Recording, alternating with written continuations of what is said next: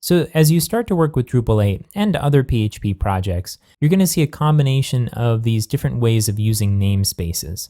Sometimes you'll see the fully qualified name, sometimes you'll see aliases, which is what this other validator is, and sometimes you'll see use statements that point directly to the class so that we can call it directly even though we're using a different namespace for the current file. So again, just a quick recap, the idea of a namespace is pretty simple, but it's also a little bit magical because you're not seeing any physical things change as a result of using them, but it can be helpful to think of them as virtual directories.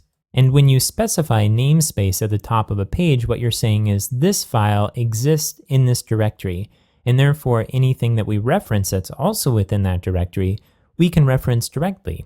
But if we're going to use some other class in some other folder, or rather namespace, then we have to use a use statement in order to say that we're also looking inside of that namespace or directory. Only then can we use it directly.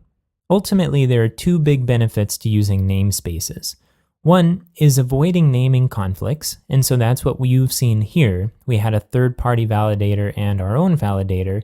They both had the same class name, and the only way we could use them both without modifying the class name of one of them was by using namespaces.